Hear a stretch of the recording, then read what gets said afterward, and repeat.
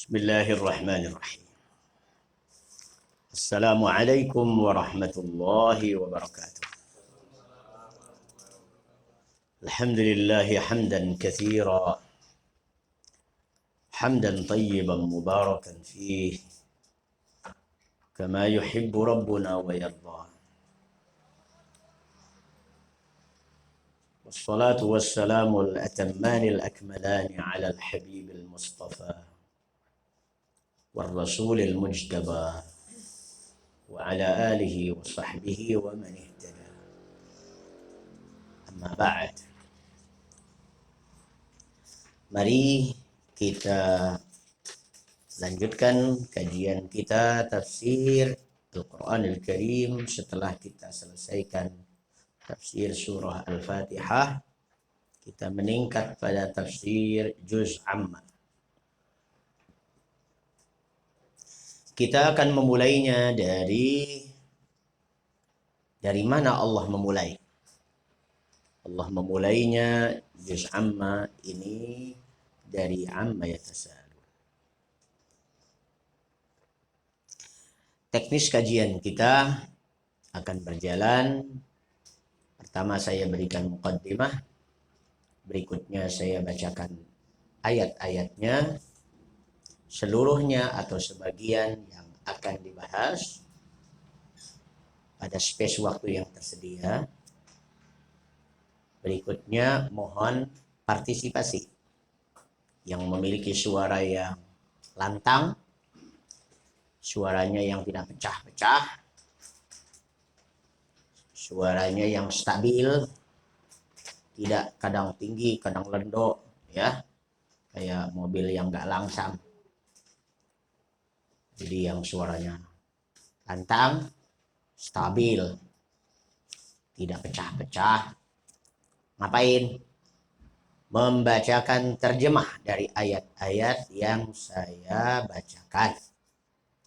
Setelah ayat-ayat itu dibacakan terjemahnya, baru kemudian saya akan bahas ayat per ayat, kalimat per kalimat sesuai dengan yang dijelaskan oleh para ulama.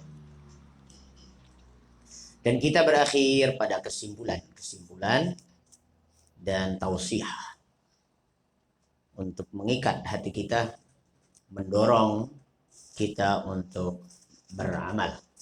Karena tidak ada baiknya kalau kita banyak berilmu tapi miskin beramal.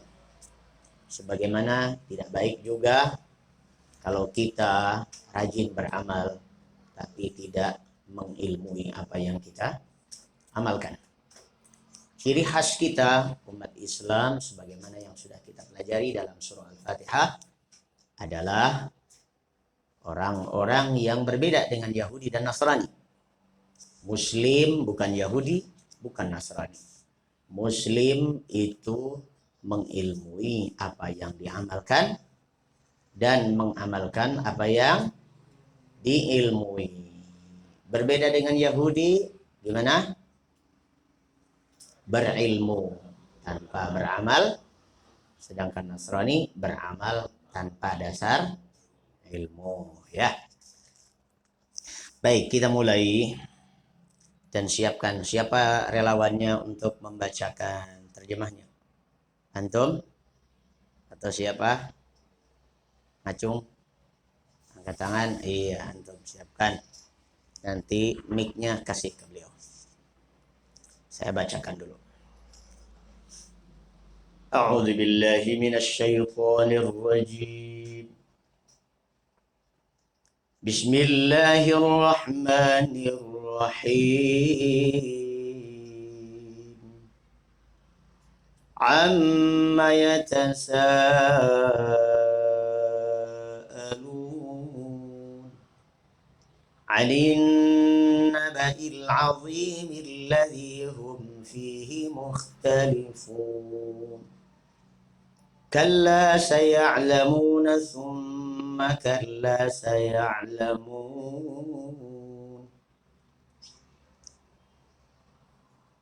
Alam naj'alil arda mihadan wal jibala awtada وخلقناكم أزواجا وجعلنا نومكم سباتا وجعلنا الليل لباسا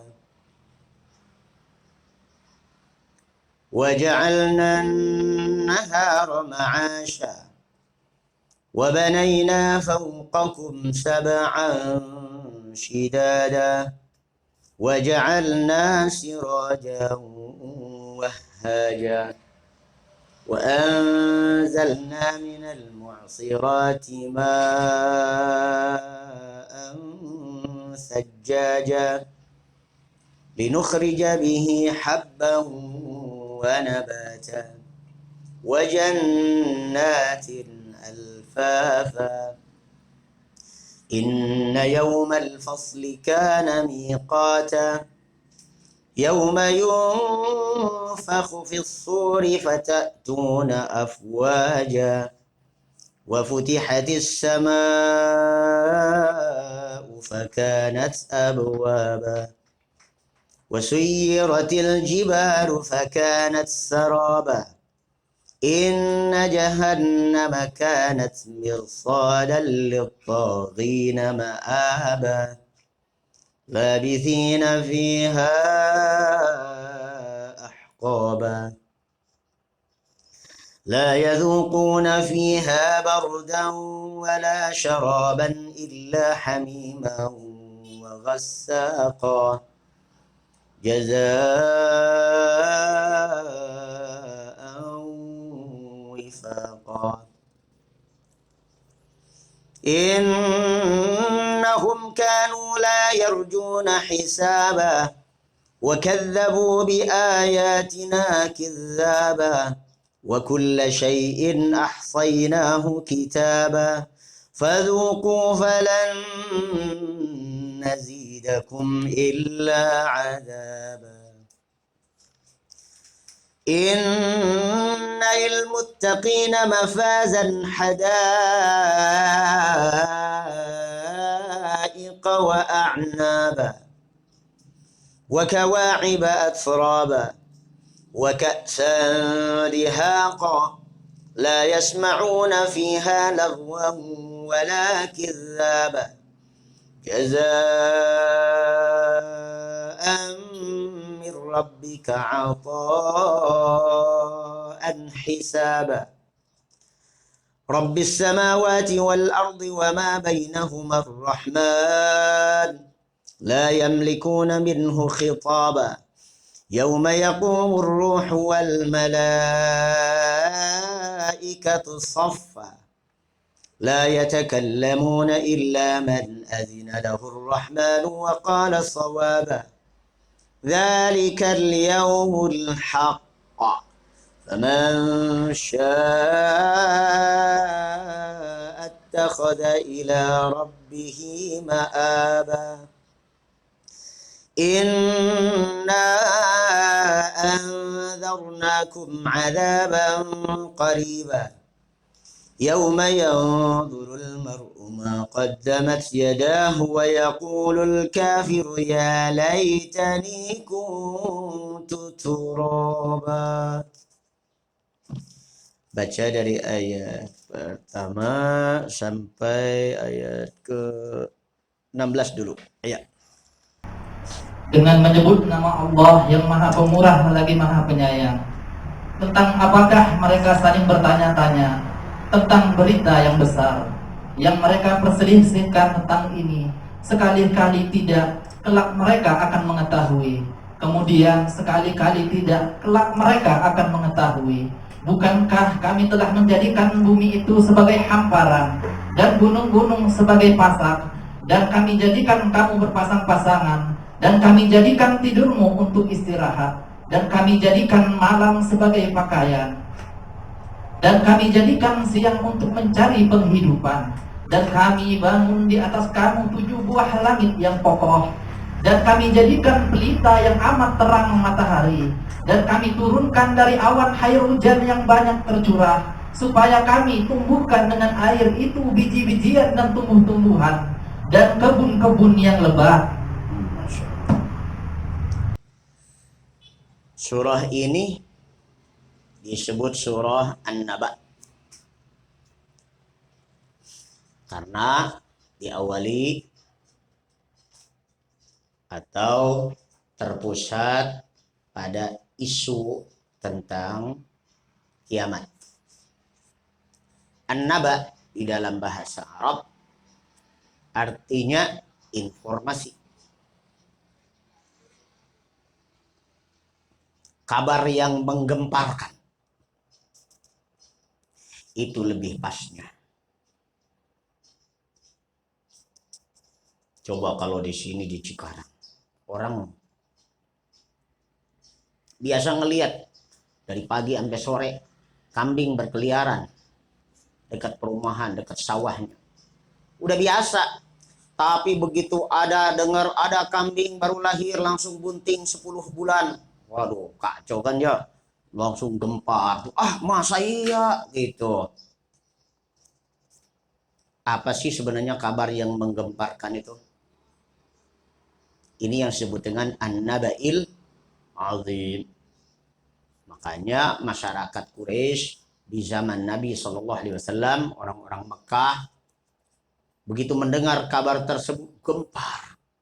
Belum ada WA, belum ada Facebook, belum ada Twitter.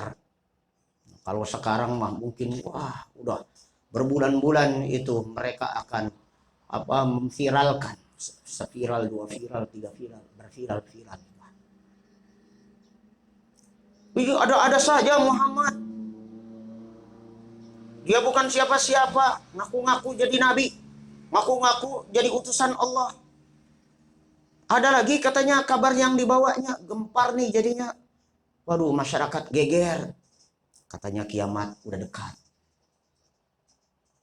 Katanya kita kudu ngikutin dia.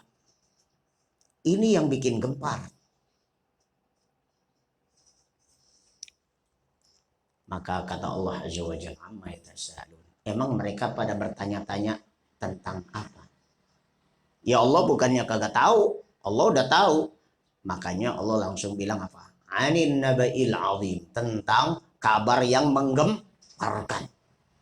Alladzi hum fihi mukhtalifun, yang mereka perselisihkan. Artinya apa? Ada yang percaya dan ada yang tidak. Kalau semuanya tidak percaya, tidak ada perselisihan namanya.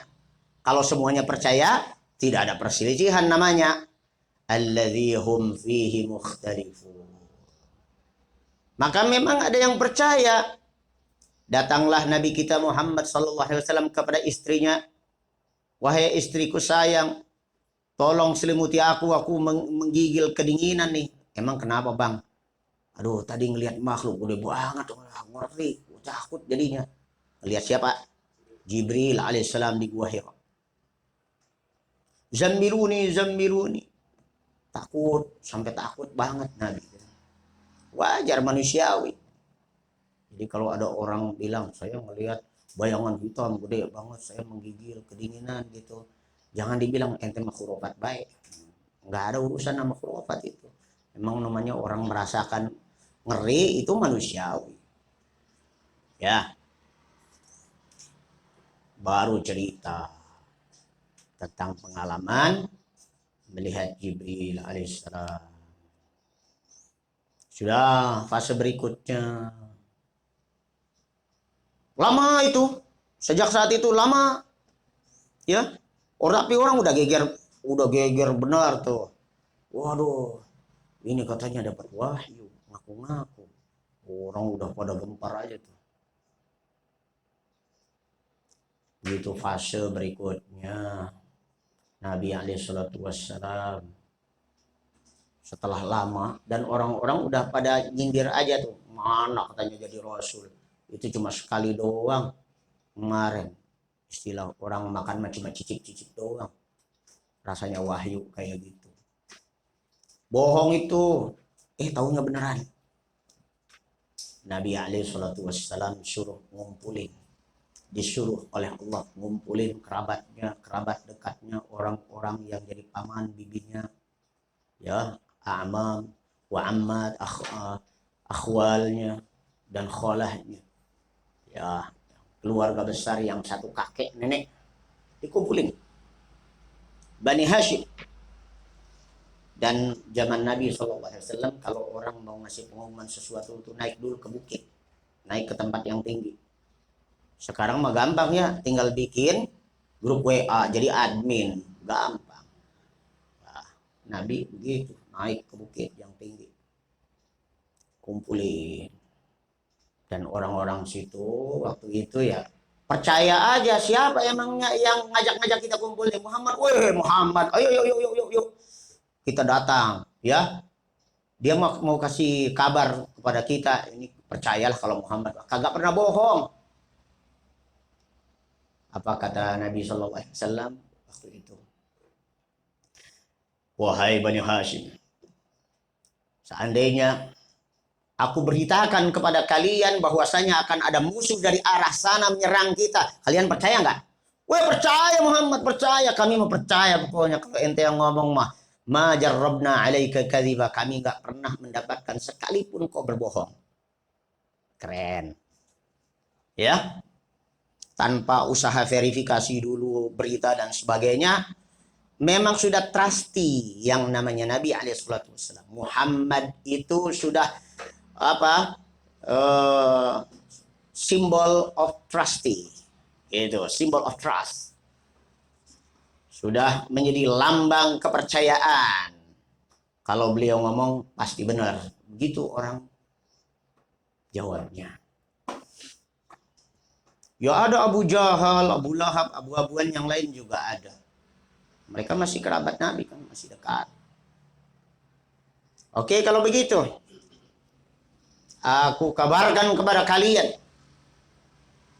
aku ini mendapatkan tugas dari Allah untuk mengingatkan kalian bahwa kiamat sudah dekat. Baru tuh meler si Abu Jahal. Kagak terima. Hah? Lo mau ngapain? Dia bilang, alihada jama'tana. Untuk tujuan ini kau kumpulkan kami. Wah, buar. Dasarnya memang mereka tuh sudah tidak percaya. Itu kan mitos. Dari dulu katanya Nabi Fulan. Bilangnya katanya kiamat udah dekat. Mana sampai sekarang? Makanya nanti kita akan dapatkan ayat yas'alunaka 'anis sa'ati ayyana mursaha. Mereka pada tanya kepadamu, hai Muhammad, tentang hari kiamat. Emang kapan? Kapan terjadinya? Turun temurun, cuma mitos doang. Gitu. Di dalam ayat lain Allah Subhanahu wa taala menyebutkan ocehan orang-orang kafir itu, in hiya illa asatirul awwalin. Itu cuma dongeng-dongeng mitos orang zaman dulu. Nah, yang kayak gitu aja dipercayain. Bubar. Akhirnya bubar. Nah, di situ mulai itu semakin gempar, geger. Ada yang bilang gila, ada yang bilang kesurupan, ada yang bilang apalah. Tapi dari hari ke hari pengikut Nabi Muhammad Sallallahu Alaihi Wasallam semakin banyak. Maka terjadi pertukaran, polemik terhadap informasi ini. Anin naba'il azim alladhi hum fihi mukhtalifun. Mereka berselisih. Disebut berselisih karena ada yang percaya dan ada yang tidak percaya. Ya, dari hari ke hari Khadijah sudah beriman, datangin sahabat dekatnya yang hampir seumuran bernama Abu Bakar. Kata Abu Bakar, ana sih pasti percaya sama ente. Kalau udah ente yang ngomong, ana yakin ente benar. Tuh Abu Bakar, makanya disebut as-siddiq. Belum ada buktinya saja sudah percaya kalau Abu Bakar mah. Gitu. Apalagi pas kejadian Isra dan Mi'raj itu lebih menggemparkan lagi. Orang-orang yang memang dasar hatinya mah sudah kafir gitu ya, so pasti nggak percaya tuh. Bayangin dari Mekah ke Madinah takluk takluk pakai orang mah biasanya kan pakai onta sekian bulan. Habis itu ke Al-Masjidil Aqsa katanya. Palestina, jauh. Habis itu katanya mabur. Terbang ke Sidratul Muntaha. Nah, informasi seperti ini nih kan bikin orang semakin nggak percaya. Kalau dasarnya memang modal awalnya itu keraguan terhadap Nabi Muhammad SAW, ya sudah berakhir dengan tidak percaya. Makanya jarang yang percaya pada saat itu. Tapi Abu Bakar As-Siddiq, sadaqna, kami percaya. Makanya tingkatan Abu Bakar As-Siddiq itu jauh lebih tinggi dibanding sahabat yang lain. Kalau yang lain mah baru percaya setelah pembuktian, setelah dikasih dalil, setelah ada apa tuh namanya bukti-bukti, agreements dan sebagainya. Ini mah tidak. Tuh Abu Bakar As-Siddiq. Makanya Nabi pernah menyebut-nyebut jasa Abu Bakar tuh. Dulu kagak ada yang percaya aneh-aneh, tapi Abu Bakar mah percaya baik gitu. Ya. Itu disebut-sebut menjelang wafatnya Nabi Shallallahu Alaihi Wasallam. Lanjut ya, kata Allah Subhanahu Wa Taala, kalla sayalamun, summa kalla sayalamun. Ini kata kalla ini adalah apa namanya penentangan. Mereka tidak percaya. Allah menentang asumsi mereka. Kalau bahasa kitanya mah, oh tidak begitu saudara. Anda pikir ini tidak nyata. Oh tidak begitu saudara. Justru nyata sekali. You bakal tahu nanti. Begitu kala. Ya. Paham ya? Di situ. Kata kala ini. Jadi menegasikan sesuatu yang dianggap negatif oleh orang. Atau intinya menegasikan, menentang, menyangkal apa yang diyakini orang. Orang tidak meyakini kebenaran yang dibawa oleh Nabi dalam hal ini. Allah menentang ketidakyakinan mereka. Oke, kalau begitu kita buktikan. Lu bakal tahu suatu saat nanti. Ini namanya kalla. Dan dikasih saya'lamun. Ya'lamun artinya mereka tahu. Dikasih itu dalam bahasa Inggris itu future. Itu menunjukkan masa yang akan datang. Suatu saat mereka bakal tahu. Untuk menunjukkan masa yang akan datang itu ada lagi kata yang menunjukkan itu. Maka saufa. Di dalam ayat lain saufa ya'lamun. Nah, saufa dengan itu ada beda interval. Kalau lebih dekat daripada saufa. Saufa itu suatu saat nanti entah kapannya yang akan datang bakal tahu. Tapi kalau itu lebih dekat. Kalau misalnya saya katakan sa'adhabu ila Indramayu, saya akan berangkat ke Indramayu. Ya bisa jadi besok dalam waktu dekat.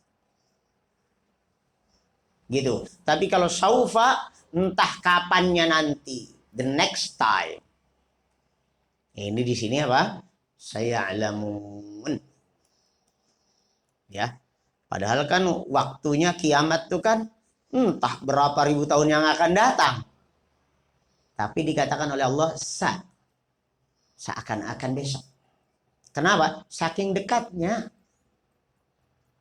Karena indikatornya kalau sudah ada Nabi Muhammad SAW diutus, diangkat sebagai Rasul, itu pertanda kiamat memang sudah dekat. Karena ini akhir zaman. Karena Nabi akhir zaman.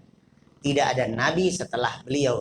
Berarti kiamat lebih dekat. Dibanding dengan zaman-zaman Nabi sebelumnya. Lanjut. Setelah ini, pada ayat ke-5 sampai 16, Allah Subhanahu wa Ta'ala berikan rasionalisasi. Orang itu kan main logika, ya. Main logika. Dan kebanyakan orang yang menentang kebenaran Islam itu mereka mempertuhankan logikanya. Maka Allah Subhanahu wa taala berikan jalan bagi orang yang berpikir, insya Allah nyampe pada hidayah. Tapi kalau orangnya sudah menyangkal duluan, logikanya pun nggak akan jalan. Karena mereka pakai logika, logikanya gimana sih? Kan logikanya orang kafir dalam menentang adanya hari kebangkitan. Bahwa manusia itu setelah mati di kuburnya itu nanti dibangkitkan. Itu kan mereka tentang itu. Ada di dalam surah Yasin. Ayo, siapa yang masih hafal surat Yasin yang akhirnya wahiya romim?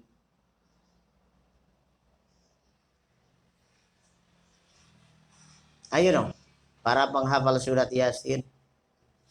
Ana sih sudah lama nggak ngapalin surat Yasin. Salah satu kekurangan saya adalah sudah lupa surat Yasin. Ada kata wahiya romim, artinya begini. Ya.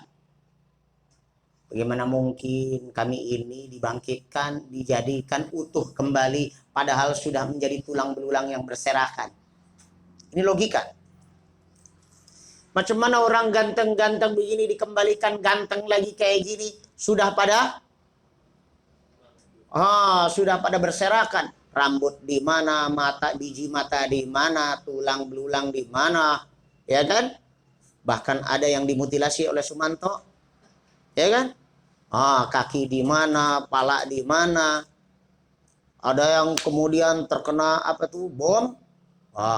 Udah jadi serpihan-serpihan. Bagaimana orang itu kok bisa nyatu kembali? Logika mereka bermain. Karena mereka main logika, Allah suguhkan rasionalisasi.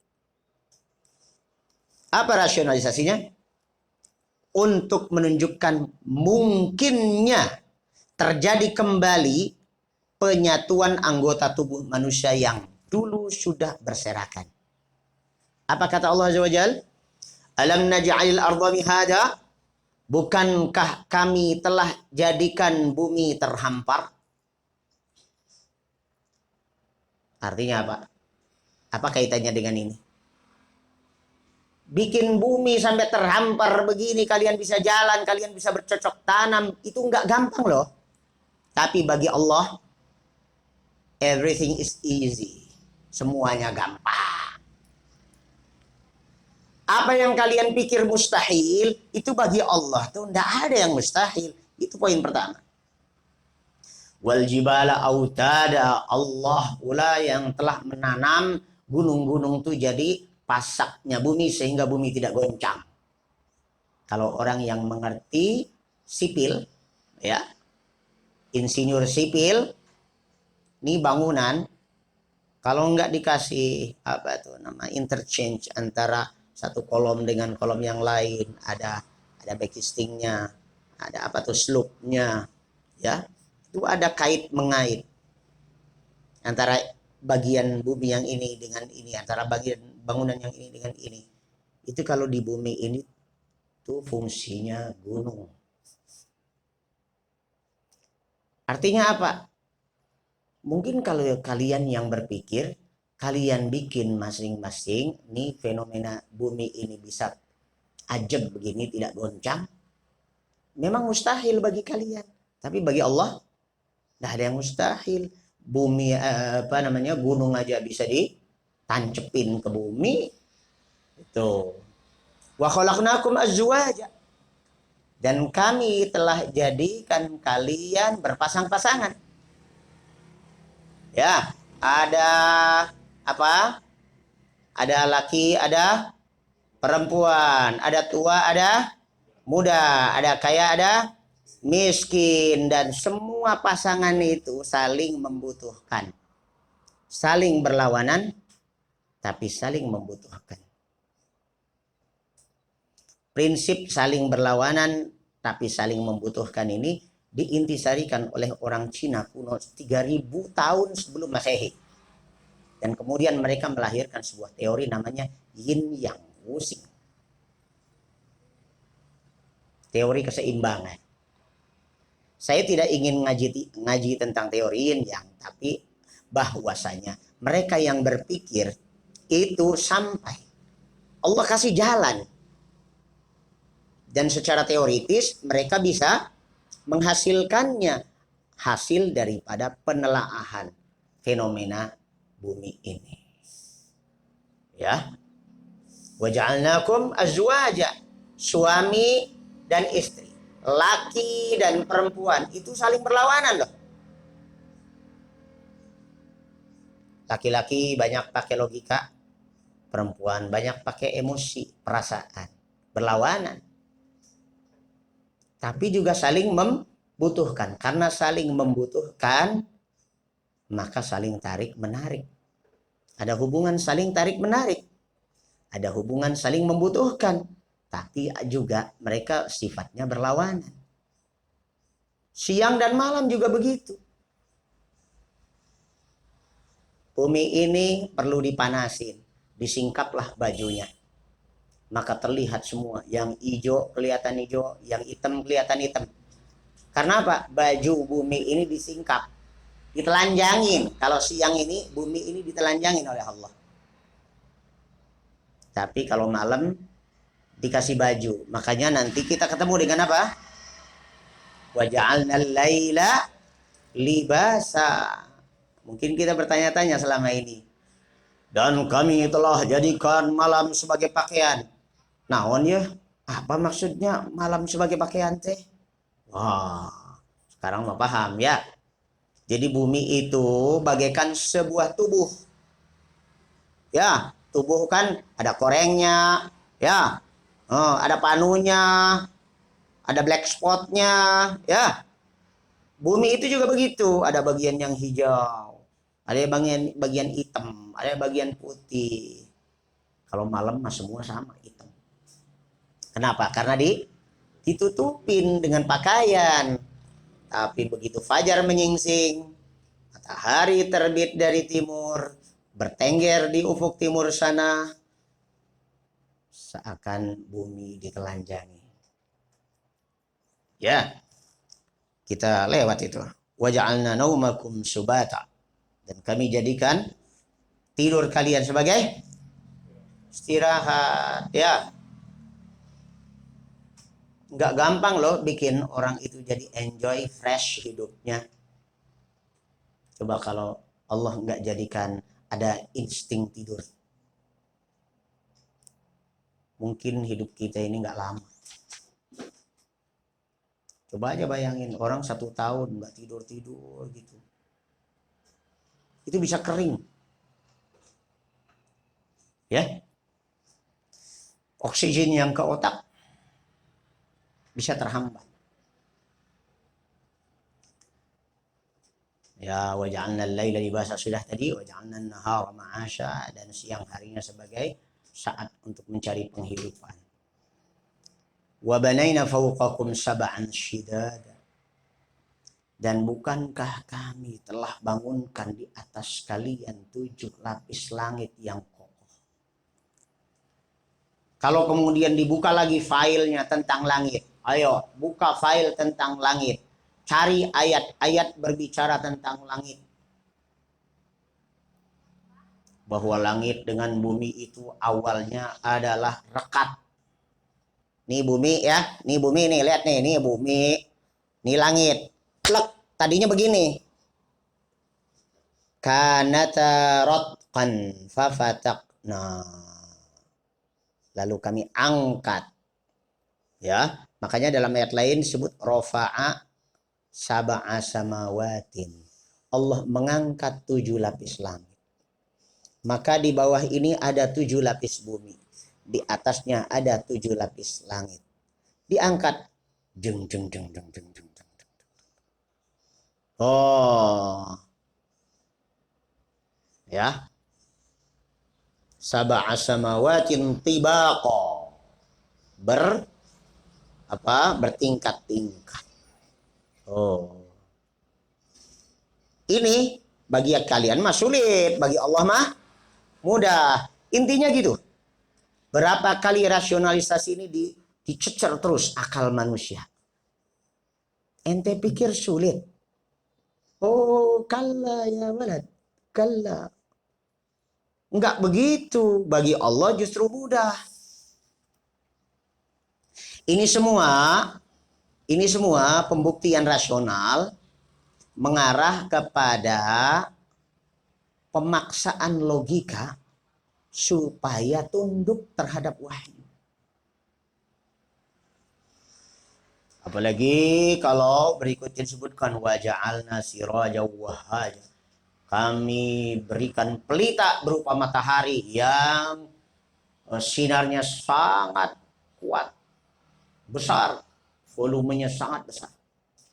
Sok siapa yang bisa mengukur volume panas matahari? Ya, nggak ada yang berani mendekat lagi. Wa anzalna minal mu'sirati ma'an sajjaja. Dari gumpalan-gumpalan awan mendung keluar titik-titik air sampai kemudian banjir menghanyutkan mobil-mobil. Eta teh saha? Allah. Bagi kita mustahil. Bagi Allah mudah. Begitu terus. Linukhrija bihi habba wa nabata. Dari air tersebut kemudian Allah sirami akar-akar tanaman, keluar biji-bijian, keluar daun-daunan. Kita yang makan. Wa jannatin alfafa. Ya, bahkan kebun-kebun, taman-taman yang begitu indah. Ini semua rasionalisasi untuk menunjukkan kebenaran, mendukung kebenaran informasi yang dibawakan oleh Nabi kita Muhammad sallallahu alaihi wasallam bahwasanya nanti setelah hari kiamat terjadi akan dibangkitkan manusia masing-masing menghadap Allah Azza wa Jal dalam bentukan utuh kembali. Itu ditentang oleh kaum musyrikin. Kenapa mereka menentang? Karena dalam pikiran mereka, dalam logika mereka, eta teh mustahil. Ibnu mustahil. Mual bahasa Sunda. Jadi kata mual itu sebenarnya dari bahasa Arab. Mungkin nenek moyang orang Sunda mah sudah belajar bahasa Arab dari dulunya. Muhal. Nah, muhal itu bahasa Arab. Karena orang Sunda nggak mau repot-repot pakai hak segala, jadi mual.